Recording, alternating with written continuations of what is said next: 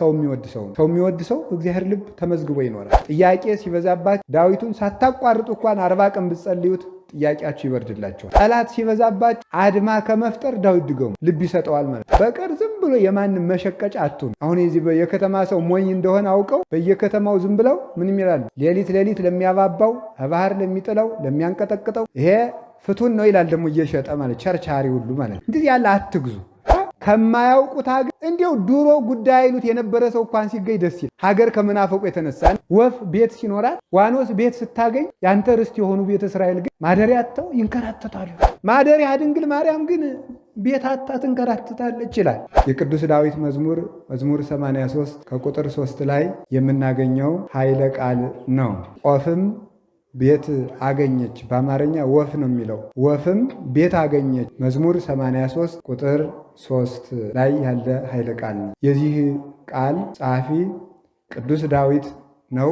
ቅዱስ ዳዊት ማለት የአምላክ ልብ ማለት ነው። ለምን እግዚአብሔር በኋላ ዘመን ከዘመናት በኋላ የሚፈጽመውን በትንቢት መነጽር እያየ እግዚአብሔር በአብ ልብነት የመከረውን በወልድ ቃልነት የሚናገረውን በመንፈስ ቅዱስ ሕይወትነት የሚያጸነውን ምክር አስቀድሞ ተገልጦለት ስለተናገረ ልበ አምላክ ተብሏል። በአምላክ ልብ ያለውን አውቆ የሚናገር ማለት ነው። ወንጌልን የሰበከ ለማለትም ልበ አምላክ ይባላል። ወንጌል የአምላክ ልብ ስለምትባል። ሶስተኛም የእግዚአብሔር ልቡ ወዳጁ ወይም ውዴታው እግዚአብሔር የሚወደው ነገር ስምረቱ ፍቅር ነው እና ቅዱስ ዳዊት እግዚአብሔር በዚህ ዓለም የሚወደው ትልቁ ነገር ፍቅር ስለሆነ ጠላቱን የሚወድ ስለነበረ ልበ አምላክ ይባላል። እንደ እግዚአብሔር ልብ የኖረ ሰው ማለት ሲያሳድደው የነበረውን ሳኦልን አግኝቶ እንዲያውም ሳኦል ከነጋሻ ጃግሬዎቹ ከተኛበት ሂዶ የሳኦልን ጋሻ ጃግሬዎች ቀስቅሶ እናንተ የሞተ ውሻ የምትመስሉ ንጉሥ የሚጠበቅ እንዲህ ነው ብሎ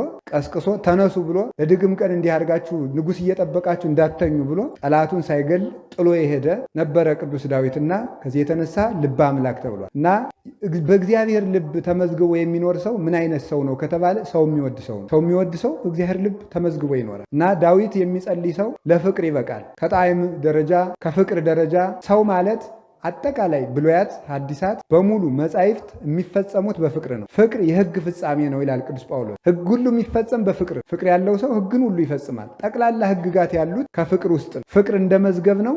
እንደ ወርቅ እንደ ብር በሳጥን እንደሚቀመጠው እንደ ወርቁ እንደ ብሩ ደግሞ ሌሎች ስነ ምግባራት ከፍቅር እየወጡ እየተፈለቀቁ ይሰራሉ፣ ያበራሉ ማለት እና ሰው ለመውደድ የሚበቃ ሰው ዳዊትን የሚጸልይ ሰው ነው። ጠላት የተነሳበት ሰው እንኳን ለጠላቱ ልቡና የሚሰጠው ዳዊት የሚጸልይ ሰው ነው እና በዚህ ዘመን እዚህ ከተገኛችሁ ላይ ቀር ሰውን ባገኘውበት አጋጣሚ ሁሉ የማልተወው ርዕሰ ጉዳይ ዳዊት ድገሙ የሚል ቃል በየትኛውም ቦታ። ስለዚህ ዳዊት የሌላችሁ ከዛሬ ጀምሮ ገዝታችሁ እንድትጸልዩ አደራ የምላችሁ። ጥያቄ ሲበዛባችሁ ዳዊቱን ሳታቋርጡ እንኳን 40 ቀን ብትጸልዩት ጥያቄያችሁ ይበርድላችኋል። ጠላት ሲበዛባችሁ አድማ ከመፍጠር ዳዊት ድገሙ፣ ልብ ይሰጠዋል ማለት። ጠላቶቼ ወደኋላ ይመለሱ፣ አድሯነስ ይሁኑ ይላል። እንደዚህ ብሎ ሲጸልይ ቅዱስ ዳዊት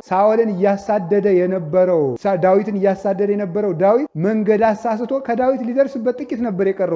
እንደገና ዳዊት በዚህኛው ሲሄድ ሳኦል ደግሞ በዚህኛው ሂዶ ሳያገኘው መንገድ ጠፍቶት ተመልሶ ለይግብኡ ድኅሬሆሙ አይ መንገድ አሳስተናል ብሎ ወደ ነበረበት ሲመለስ ዳዊት ከሞት አመለጠ ይላል። ይህን እየዘመረ ሲሄድ ከጠላት ይጠብቃል። የእግዚአብሔር ልብ እናገኛለን። የሚገርማችሁ ክርስትና ሲነሳ የሚጸለይ ዳዊት ነው። ሰው ሲሞት የሚጸለይ ዳዊት ነው የሚደገም። በፍትሐት ጊዜ የሚጸለይ ዳዊት ነው። በተክሊል ጊዜ ዳዊት ነው። ስለማሰሙት ሊሆናል ምዕመናን እንጂ ተክሊል ሲፈጸም አብዛኛው ጸሎት ዳዊት ነው። ክህነት ስንሾም የሚጸለየው አብዛኛው ጸሎት ዳዊት ነው። አዲስ ቤተክርስቲያን ተሰርቶ ሲባረክ ጳጳሳት የሚጸልዩት ጸሎት ዳዊት ወንጌል፣ ውዳሴ ማርያም ይሄ ነው። በቀር ዝም ብሎ የማንም መሸቀጫ አትሁኑ። አሁን የዚህ የከተማ ሰው ሞኝ እንደሆነ አውቀው በየከተማው ዝም ብለው ምን ይላሉ? ሌሊት ለሚያባባው ባህር ለሚጥለው ለሚያንቀጠቅጠው ይሄ ፍቱን ነው ይላል። ደግሞ እየሸጠ ማለት ቸርቻሪ ሁሉ ማለት እንዲህ ያለ አትግዙ።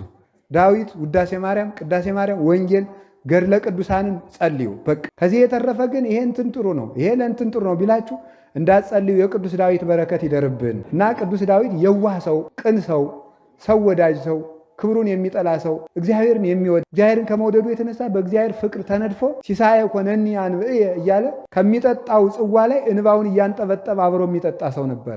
በዚህ ቅንነቱ ምስጢር ተገልጦለት ነበረ። ወርትሰ ትርእዮ ገጾ ብሏል። ቅን ሕሊና የእግዚአብሔርን ፊት ታያለች ብሏል። ቅን ሕሊና የእግዚአብሔርን ፊት ማየቱ አይቀርም እንዳለ ገጸ ምሕረቱን ገልጦለት ከበጥቅ ጠባቂነት አውጥቶ እግዚአብሔር ለዚህ ምስጢር አብቅቶት የጌታን ቅድመ ዓለም ልደቱንም ድህረ ዓለም ልደቱንም ጽንሰቱንም ስደቱንም ከስደት የሚያርፍበትንም ጊዜ ሁሉንም ጽፏል። አይናማ አባት ነው ቅዱስ ዳዊት። የእሱን አይነው ለሁላችንም ያድለን።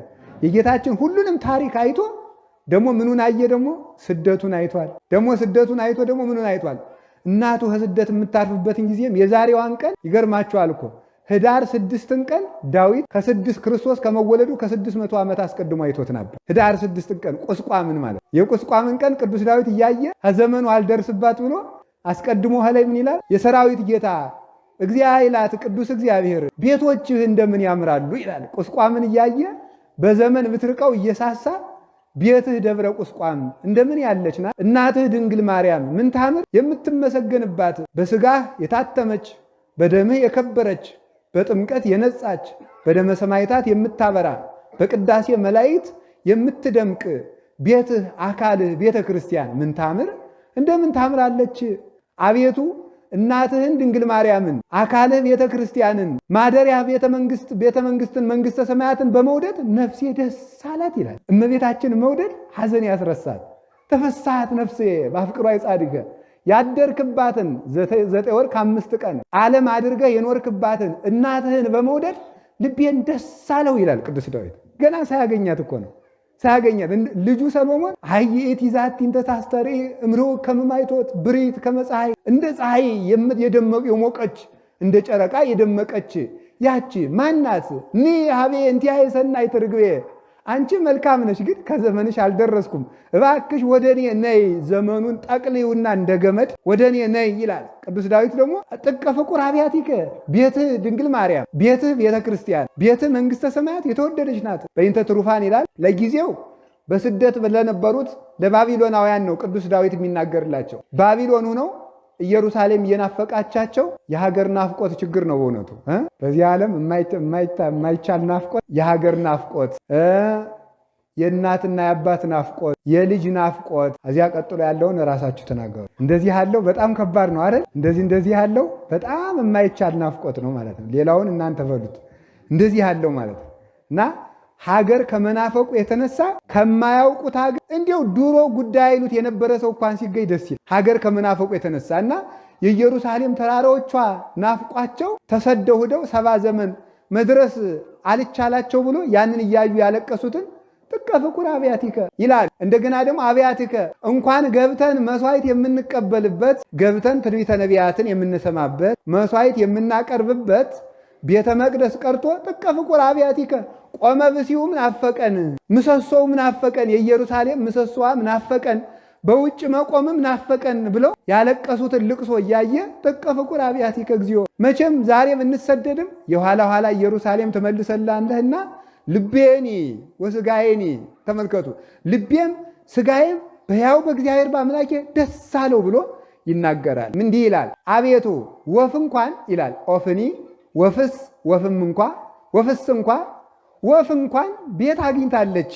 ጎጆ ሳር ሰብስባ ወፍ እንኳን ቤት አላት። ዋኖስ እንኳን ጎጆ አላት። ምስዋዕከ እግዚኦ እግዚአ ኃያላን የኃያላን ጌታ ቅዱስ እግዚአብሔር ሆይ ያንተ ማደሪያ የሆኑ ቤተ እስራኤል ግን ማደሪያ አጥተው ይንከራተታሉ፣ በ70 ዘመን መከራ ይቅበዘበዛሉ ይላል። እያየ ወፍ ቤት ሲኖራት ዋኖስ ቤት ስታገኝ ያንተ ርስት የሆኑ ቤተ እስራኤል ግን ማደሪያ አጥተው ይንከራተታሉ ይላል ቅዱስ ዳዊት። ያን እያየ ወፍም ጎጆ አላት፣ ዋኖስም ጎጆ አላት። ደግሞ መልሶ ደግሞ ሲያቀናው ወፍም ጎጆ አላት፣ ነቢያትም ትንቢታቸውን የሚሰማ ሕዝብ አግኝተዋል። ካህናትም ወማይነቅኒ ካህናትም ስብከታቸውን ትምህርታቸውን የሚያዳምጥ ሕዝብ አግኝተሃል። ምስዋዕከ እግዚኦ እግዚአ ኃያላን የኃያላን አምላክ እግዚአብሔር ስደቱን አስቀርተ ሕዝብህን ማደሪያ ታደርገዋለህ ይላል። መልሶ ደግሞ ወፍ እንኳን ጎጆ አላት፣ ወማይነቅኒ ሀበት አነብር ጎሊሃ ዋኖስም እንኳን ግልገሎቿን የምታኖርበት ጎጆ የሳር ጎጆ አላት። ምስዋዕከ እግዚኦ እግዚአ ኃያላን የኃያላን አምላክ ሕያው እግዚአብሔር ቅዱስ እግዚአብሔር የሰራዊት ጌታ ቅዱስ እግዚአብሔር ምስዋዕከ እግዚኦ ማደሪያ ድንግል ማርያም ግን ቤት አጥታ ትንከራተታለች ይላል። ማደሪያ ድንግል ማርያም የምድርና የሰማይን ጌታ ለማስጠጋት የበቃች ከሰማይ ይልቅ የመጠቀች ከምድር ይልቅ የሰፋች ከውቅያኖስ ይልቅ ሕሊናዋ በተዘክሮተ እግዚአብሔር የጠለቀ እናትህ ድንግል ማርያም ግን ማደሪያ አጥታ ትንከራተታለች እያለ ቅዱስ ዳዊት ስለ እመቤታችን ያለቅስ ነበረ። እንዴት ለወፍ ጎጆ ስታገኝ ለግልገል እንኳን ለዋኖስ እንኳን የግልገሎቿ ማኖሪያ ጎጆ ሲኖራል ለእናትህ እንዴት ቤት አልሰጣትም ይላል። እንዲህ እያለ ያለቅስ ነበረ እና 70 ዘመን ያለውን መከራ ከተናገረ በኋላ የእመቤታችን ስደት እያሰበ ያለቅስ ነበረ። እኛ እመቤታችንን ሆነን ቢሆን እግዚአብሔርን በአንድ ቀን ክደው ነበረ።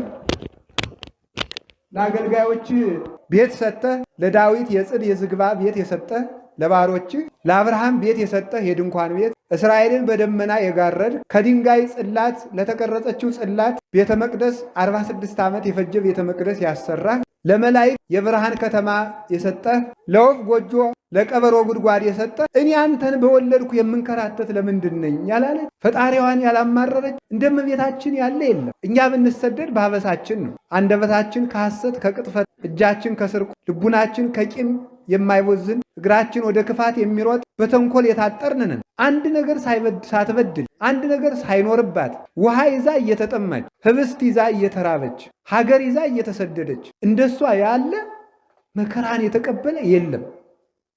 እንዳፋ የቀና ጎዳና ይላሉ አባቶቻችን። ገበሬው እንኳን ሰው እንዲህ ያለችውን መቅደስ ይሳደባል። ከርስት የተነቀለ ሰው ማለት ከእመቤታችን የተነቀለ ሰው ነው።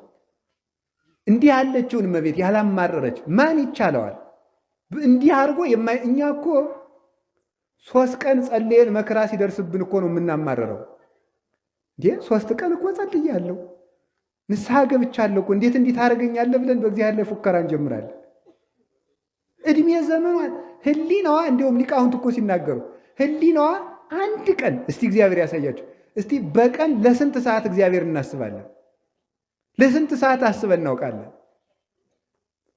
እንደው ለ5 ደቂቃ እግዚአብሔርን ሳያቋርጥ የሚያስብ ሰው ካለ እሱ ንዑድ ክቡር ነው።